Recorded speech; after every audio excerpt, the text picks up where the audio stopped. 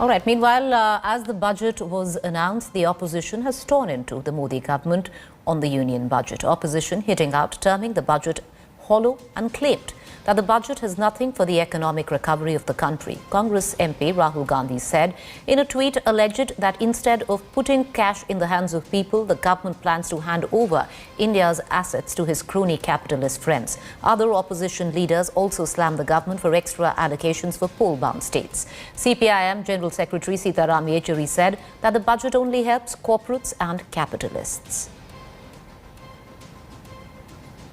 64,000 करोड़, जल जीवन मिशन 2,87,000 करोड़, शुद्ध जल, स्वच्छ भारत मिशन 1,41,000 करोड़, कोविड के लिए 35,000 करोड़। ये है स्वस्थ भारत सुरक्षित भारत का पैकेज। तो इसमें तो इस साहसिक सोच की तो आपको प्रशंसा करनी चाहिए। बजट में असाधारण स्थिति में बड़े साधारण और एक निजीकरण की राह पकड़ते हुए सरकार खुद को बचाना चाहते हैं। स्थिति असाधारण, बजट निजीकरण की राह पे चले। कुछ राज्यों में चुनाव है, चुनाव के मद्देनजर रोड फॉर वोट बना दिया। लोगों को उम्मीद नहीं थी कि इस प्रकार का बजट पेश होगा, क्योंकि इसके पहले भी 5 मिनी बजट एक प्रकार से सरकार के द्वारा पेश किए जा चुके हैं। कई पैकेज की घोषणा हुई है, जिसमें एक आत्मनिर्भर भारत का भी पैकेज महत्वपूर्ण है। तो मैं समझता हूं कि यह बहुत ही ये शानदार बजट है और इसकी जितनी भी प्रशंसा की जाए वह कम है। This budget does nothing to actually move towards an economic recovery. Neither does it give relief to the people.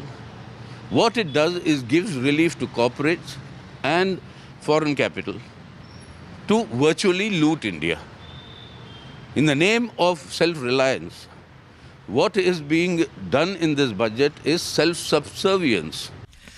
पहली बार रिसर्च के बारे में भी बहुत अच्छा इंपॉर्टेंस वित्त मंत्री ने दिया है। देश के इकोनॉमिक ग्रोथ को बढ़ाने वाला, नए रोजगार निर्माण करने वाला और कोविड के कारण जो कुछ इफेक्ट्स है एमएसएमई पर, इंडस्ट्रियल डेवलप पर, जीडीपी ग्रोथ पर, वो सब इफेक्ट में निश्चित रूप से इस बजट से अच्छा परिणाम होगा। मैं वित्त मंत्री जी को और प्रधानमंत्री जी को बहुत बहुत धन्यवाद देता हूँ। ये बहुत रिवोल्यूशनरी अच्छा बजट उन्होंने दिया।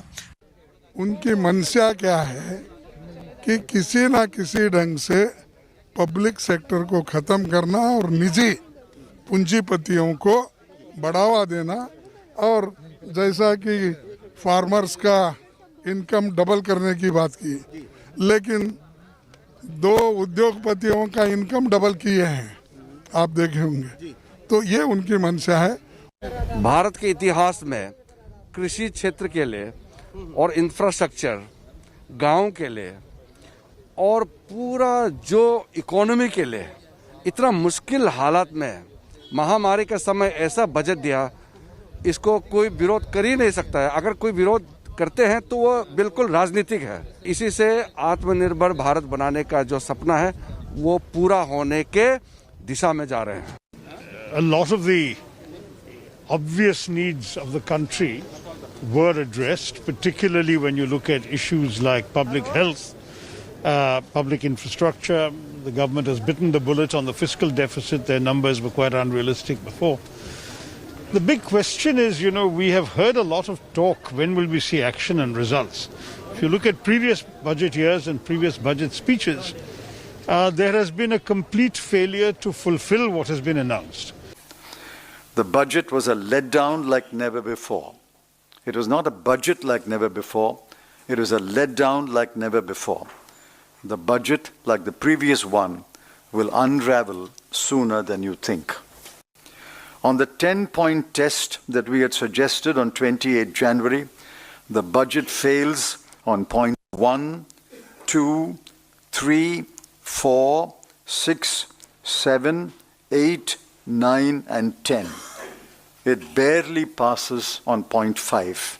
India first paperless budget. মানে পেপারে আর আপনি দেখতে পাবেন না, ওটা কোথায় লুকিয়ে রেখে দেবে একটা আইটিতে চুপচাপ করে, ওই মালপুয়ারা রেখে দেবে লুকিয়ে। রেলওয়ে সোল্ড বিক্রি, এয়ারপোর্ট সোল্ড বিক্রি, পোর্ট সোল্ড বন্দর বিক্রি, ইন্স্যুরেন্স সোল্ড বিক্রি, পিএসইউ আরো 23টা বিক্রি, কোল রেল সেল গেল কারো ছুটি নেই, সব বিক্রি করে দিয়েছে। দেশটাকেই বিক্রি করে দিয়েছে বন্ধু, একটু ওদের বিক্রি করে দিন না। ওদের দেশ থেকে বলুন ভাই কত টাকা দিলে যাবে, কত টাকা দিলে যাবে, কত টাকা দিলে বিদায় নেবে।